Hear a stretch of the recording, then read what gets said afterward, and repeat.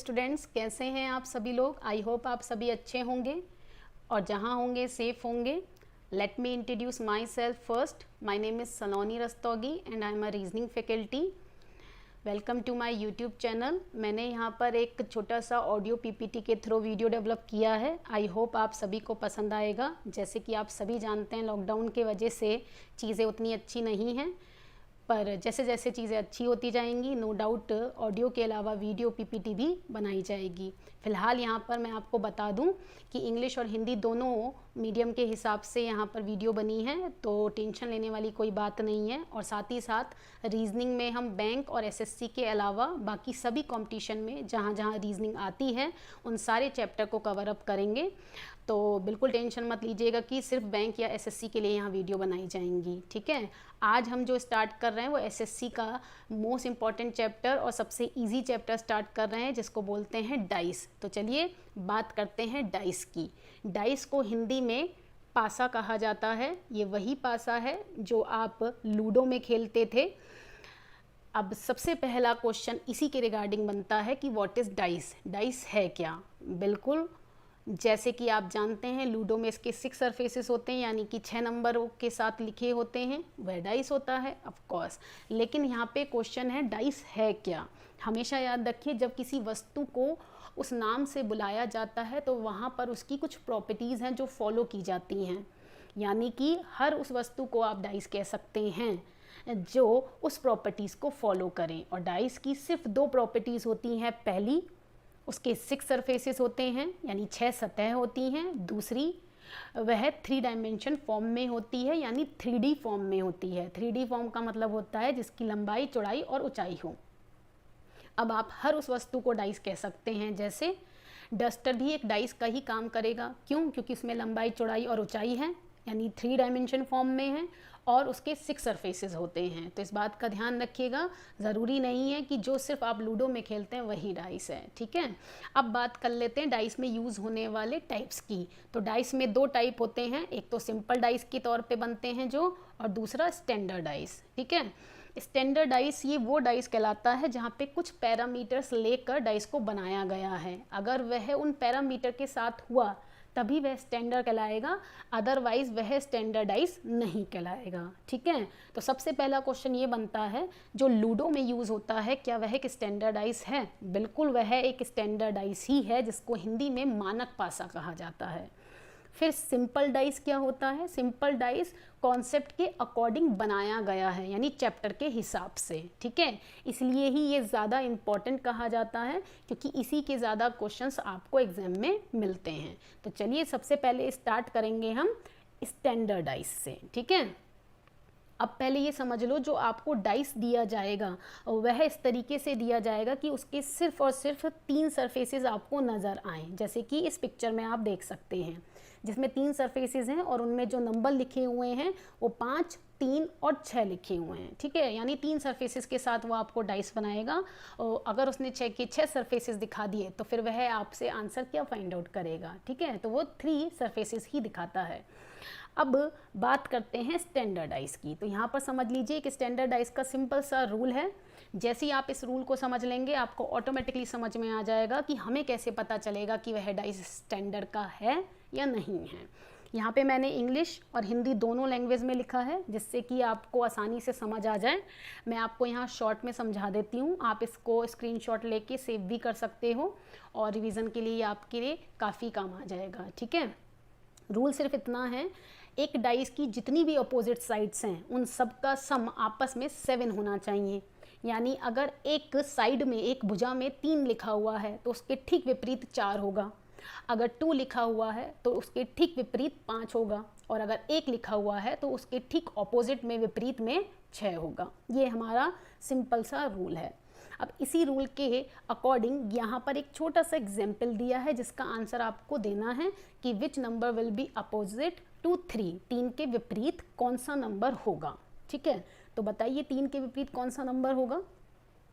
अब सबसे पहला आपका आंसर ये आया होगा कि 3 के विपरीत तो 4 होना चाहिए, है ना। बिल्कुल, लेकिन क्या ये आंसर सही है? नहीं, ये आंसर सही नहीं है, यहाँ पर 4 नहीं आएगा। इसका आंसर क्या आएगा? इसका आंसर आएगा कैन नॉट बी डिटरमाइंड, हम निर्धारित नहीं कर सकते। अब आप कहेंगे ये क्या बात हुई, अभी तो आपने रूल पढ़ाया था कि 7 होता है अपोजिट साइड का सम। बिल्कुल आपको पढ़ाया था रूल, लेकिन वो रूल स्टैंडर्डाइज का था ना, तो ये भी तो एक स्टैंडर्डाइज है। ये आप सोच रहे होंगे, नहीं ये बिल्कुल एक स्टैंडर्डाइज नहीं है। क्या यहाँ पर कहीं पर भी मेंशन है कि इट इज़ अ स्टैंडर्डाइज? नहीं। हमेशा ध्यान रखिएगा, आप स्टैंडर्डाइज का रूल वहीं लगा सकते हैं जहाँ पर मेंशन हो कि इट इज़ अ स्टैंडर्डाइज। अब बताइए 3 के अपोजिट क्या है, 2 के अपोजिट क्या है और 1 के अपोजिट क्या है? ऐसा क्यों? थोड़ा सा यहाँ पर कॉमन सेंस लगाइए। यहाँ पर आपको 3 नंबर दिखाई दे रहे हैं, 1 2 3, इसके अलावा और कितने नंबर हैं जो दिखाई नहीं दे रहे? 3। कौन कौन से वह नंबर हैं? एक तो नंबर है 4, ठीक है, दूसरा नंबर है 5, ठीक है, और तीसरा नंबर कौन सा है? तीसरा नंबर है हमारा 6, ठीक। अब क्वेश्चन ये है कि 3 के अपोजिट में सिर्फ 4 होगा, इस बात की क्या गारंटी है? 5 और 6 भी तो हो सकता है, यानी तीनों में से कोई भी नंबर आ सकता है। ऐसा तो कोई कंपलसरी नहीं है कि 4 ही आएगा, 5 भी तो आ सकता है और 6 भी आ सकता है, यानी पॉसिबिलिटीज़ हैं। ये मना नहीं किया जा रहा कि 3 के ऑपोजिट में 4 नहीं हो सकता, बिल्कुल हो सकता है, कैन बी, पॉसिबिलिटी है। और अगर पॉसिबिलिटी है तो वो कंफर्म आंसर नहीं है। इसका मतलब हम नहीं बता सकते कि 3 के अपोजिट में डेफिनेटली 4 ही होगा, 5 भी हो सकता है और 6 भी हो सकता है, ठीक है। इस बात को आप और अच्छे से समझ जाएंगे इस क्वेश्चन को देखकर। यहाँ क्वेश्चन में लिखा है विच number will be opposite of 3, बिल्कुल सेम क्वेश्चन है। 3 के विपरीत क्या होगा यदि यह डाइस एक स्टैंडर्ड डाइस है, यानी मानक पासा है।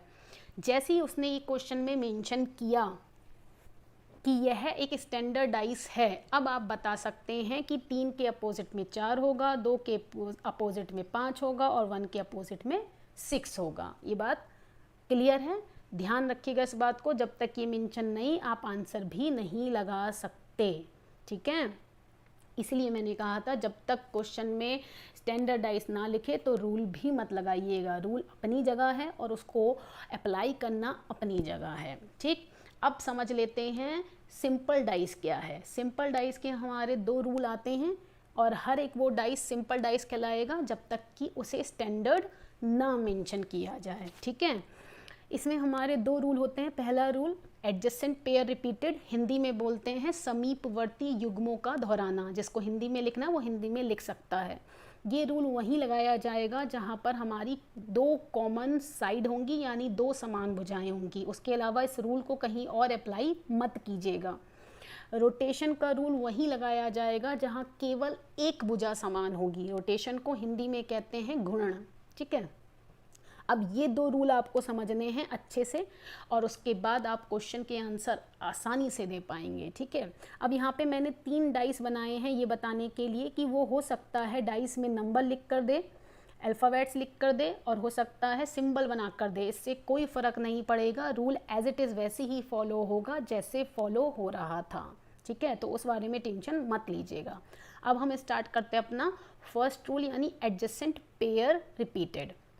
यहाँ पर मैंने हिंदी और इंग्लिश दोनों लैंग्वेज में लिखा है। आप इसको स्क्रीनशॉट लेकर सेव रख सकते हैं। मैं आपको शॉर्ट में समझा देती हूँ।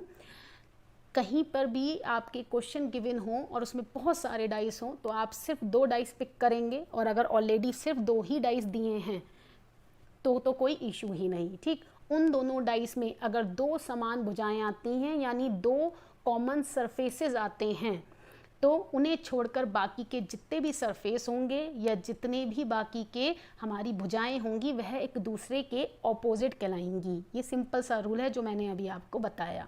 अब इसको एक एग्जाम्पल में फॉलो करवा देते हैं। यहाँ क्वेश्चन पूछ रहा है 3 के ऑपोजिट में क्या होगा।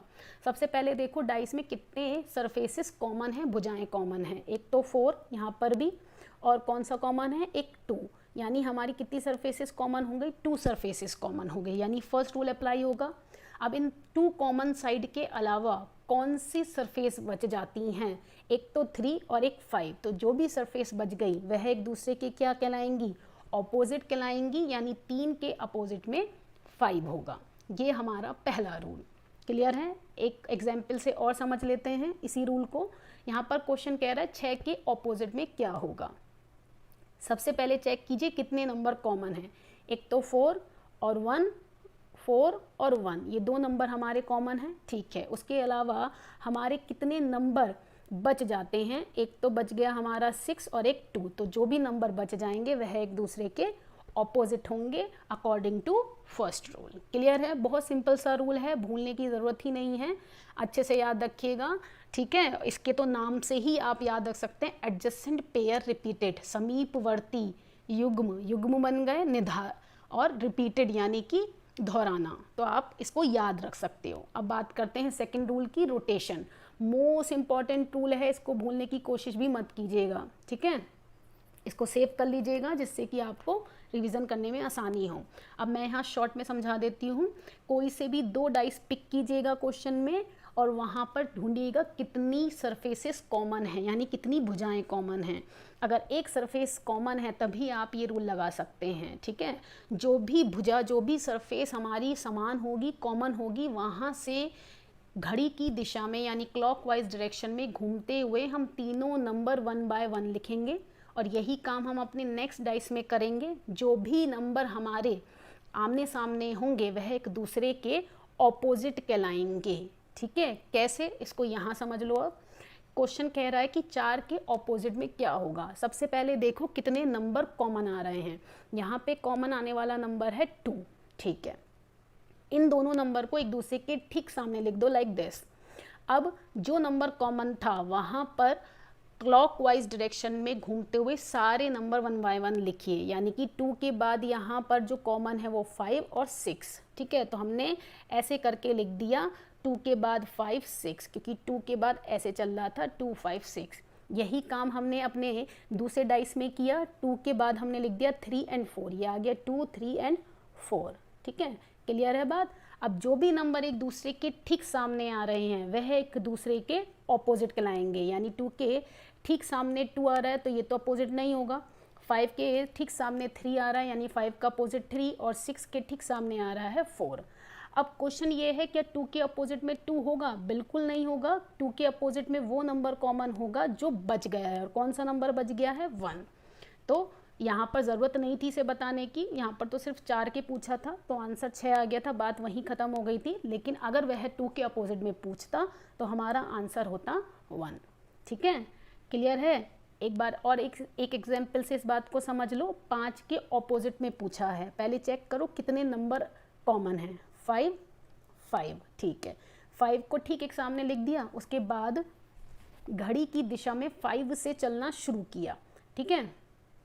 5 3 2, 5 3 2, यहाँ पे 5 4 6, 5 4 6, ये सारे नंबर एक दूसरे के ठीक नीचे आ गए। अब जो नंबर एक दूसरे के ठीक नीचे हैं वह एक दूसरे के ऑपोजिट हैं, यानी 2 का अपोजिट 6, 3 का अपोजिट 4, अब 5 का अपोजिट 5 तो हो नहीं सकता, तो कौन सा नंबर है जो बच गया है? 1, यानी 5 का अपोजिट हो गया 1, तो हमारा आंसर क्या आ गया? 1 आ गया। क्लियर है? आई होप आपको क्लियर हो गया होगा। अब यहाँ पर मैंने एक छोटा सा एग्जाम्पल लिया है जिसमें 3 डाइस लिए हैं, ये बताने के लिए कि जो 2 रूल आपने अभी पढ़े उनको कैसे अप्लाई करना है। तो यहाँ पर आप तीनों में से कोई भी 2 डाइस पिक कर सकते हो, चाहे फर्स्ट एंड सेकंड, चाहे सेकंड एंड थर्ड, चाहे फर्स्ट एंड थर्ड, बात एक ही है, ठीक है। अब जैसे हमने यहाँ पे फर्स्ट एंड सेकंड पिक किया, अब हम चेक करेंगे यहाँ पे नंबर कितने कॉमन हैं। एक तो 5 कॉमन है, ठीक है, और एक 6 कॉमन है, यानी 2 नंबर कॉमन है। तो ये कौन सा रूल है? फर्स्ट रूल है। और फर्स्ट रूल के अकॉर्डिंग बचे हुए जो भी नंबर होते हैं वह एक दूसरे के क्या होते हैं? अपोजिट, यानी 3 के अपोजिट में हमारा क्या आ जाएगा? 3 के अपोजिट में आ जाएगा 1, तो हमारा इसका आंसर हो गया 1, ठीक है। अब क्वेश्चन ये है क्या हम कोई और 2 डाइस पिक नहीं कर सकते? बिल्कुल कर सकते हैं, बस शर्त है जिसका आप अपोजिट निकाल रहे हैं वही कॉमन ना आए। जैसे यहाँ पर 5 और 3, 5 और 3 दोनों ही कॉमन है और 3 के ही अपोजिट बताना है, तो कैसे अपोजिट बताएंगे? इसलिए इन दोनों डाइस को पिक मत कीजिएगा, ठीक है। तो हम पिक कर लेते हैं फर्स्ट एंड थर्ड को। अब यहाँ कॉमन क्या आ रहा है? यहाँ पर आ रहा है 5 कॉमन, 5 के ठीक सामने 5 लिख दिया, ठीक है। अब अपना वही रोटेशन वाला रूल लगाइए, 5 के बाद क्या आएगा 6 और 6 के बाद क्या आएगा 1। ये हमने ठीक सामने अपने लिख दिया, ठीक है। दूसरे डाइस में देखिए 5 के बाद क्या आएगा 2, ये आ गया 2, फिर आएगा 3 3। तो ये सारे नंबर एक दूसरे के ठीक सामने आ गए। अब जो नंबर एक दूसरे के ठीक सामने आ रहे हैं वह एक दूसरे के ऑपोजिट कहलाएंगे, यानी 1 का अपोजिट 3, 6 का अपोजिट 2 और 5 का अपोजिट कौन सा नंबर बचा, बिल्कुल 5 का अपोजिट 4। क्लियर है? आई होप ये क्लियर हो गया होगा, ठीक है। तो ज़रूरी नहीं है कि 2 ही डाइस दे, वो 3 या 4 या 5 कितने भी डाइस दे सकता है। आप अपने दोनों रूल में से कोई भी एक रूल लगाइए और आंसर फाइंड आउट कर लीजिए। अब मैं यहाँ पर एक लास्ट क्वेश्चन दे रही हूँ जिसमें 4 डाइस हैं, आपको कोई से भी 2 डाइस पिक करने हैं और आंसर देना है। यहाँ पर मैंने सिंबल लिखा है कौन सा, प्लस। तो सबसे पहले ये ढूंढिए कि प्लस किस किस में आ रहा है, सेकंड, थर्ड एंड फोर्थ, यानी कि इन तीनों में से आप कोई भी एक डाइस पिक कर सकते हो, कोई इशू नहीं है। जैसे मैंने सेकंड डाइस पिक कर लिया, ठीक है। अब सेकंड के साथ मुझे फर्स्ट में कॉमन चीज़ें दिखी तो मैंने फर्स्ट को उठा लिया। अगर फर्स्ट में ना होती तो हम कोई और डाइस ले लेते। जैसे कि यहाँ पे क्या क्या कॉमन आ रहा है, एक तो @ कॉमन आ रहा है और एक आ रहा है हमारा स्टार कॉमन, है ना, ये दोनों कॉमन आ रहे हैं। अब इनके अलावा जो भी बच गए वो क्या बचे, माइनस और प्लस, वह एक दूसरे के क्या कहलाएंगे, वह एक दूसरे के ऑपोजिट कहलाएंगे। यानी माइनस का अपोजिट क्या हो जाएगा, प्लस। तो प्लस सिंबल के ऑपोजिट में आ गया हमारा माइनस सिंबल। कौन से रूल से, फर्स्ट रूल से, एडजेसेंट पेयर रिपीटेड, क्योंकि यहाँ पर हमारी कितनी साइड्स कॉमन आ गई थी, यहाँ पर हमारी 2 साइड्स कॉमन आ गई थी, @ और स्टार, और यहाँ पे @ और स्टार, ठीक है। इसकी वजह से जो बच गई उसको हमने अपोजिट कर दिया। आप इसके अलावा कोई और 2 डाइस भी पिक कर सकते हैं, ठीक है। बात समझ में आ गई? चाहे 2 डाइस हो, 3 हो, 4 हो या 5 हो, इससे कोई फ़र्क नहीं पड़ता, आंसर वैसे ही देना है जैसे आप देते आ रहे थे।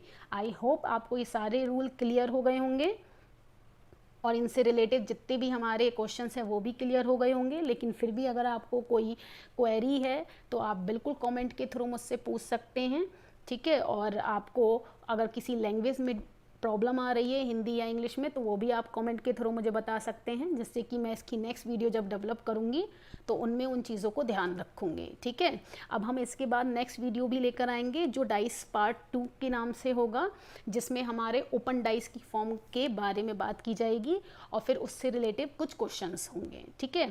तब तक के लिए हम इतना ही रखते हैं। आप सभी सेफ रहिएगा और खुश रहिएगा। Thank you.